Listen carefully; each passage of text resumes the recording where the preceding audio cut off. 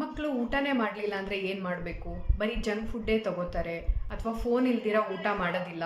6 ತಿಂಗಳಾದಮೇಲೆ ಮಕ್ಕಳಿಗೆ ಏನೇನೆಲ್ಲ ಫುಡ್ಡನ್ನು ಸ್ಟಾರ್ಟ್ ಮಾಡಬೇಕು, 1 ವರ್ಷದೊಳಗಡೆ ಮಕ್ಕಳಿಗೆ ಏನೇನೆಲ್ಲ ಫುಡ್ಗಳನ್ನು ನಾವು ಕೊಡಬಾರ್ದು, ಅವಾಯ್ಡ್ ಮಾಡಬೇಕು. ಒಂದು ಮಗು ಬೆಳೀತಾ ಇರುತ್ತೆ ಅಂತೇಳಿದರೆ ಬರೀ ಶರೀರ ಅಷ್ಟೇ ಬೆಳೀತಿರಲ್ಲ, ಬುದ್ಧಿ ಕೂಡ ಬೆಳೀತಾ ಇರುತ್ತೆ.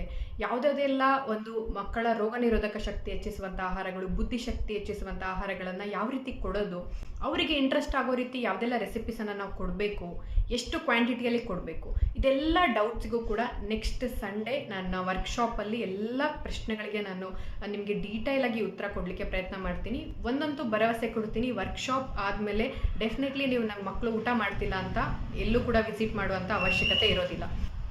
ತುಂಬ ನಾಮಿನಲ್ ಪ್ರೈಸಲ್ಲಿ ಮತ್ತು ತುಂಬ ಲಿಮಿಟೆಡ್ ಸೀಟ್ಸ್, ಯಾಕೆಂದರೆ ನನಗೆ ಪರ್ಸ್ನಲ್ ಅಟೆನ್ಷನ್ ಕೊಡಬೇಕು ಅಂತ ಅನ್ಕೋತೀನಿ. ಆ್ಯಂಡ್ ಈ ವೆಬಿನಾರ್ ಅಟೆಂಡ್ ಮಾಡಿದವರು ಏನಾದರೂ ಒಂದು ತೊಗೊಂಡು ಹೋಗಬೇಕು, ಕಲಿಬೇಕು, ಅವ್ರಿಗೆ ಹೆಲ್ಪ್ ಆಗಲಿ ಅನ್ನೋದು ನನ್ನ ಒಂದು ಇಂಟೆನ್ಷನ್.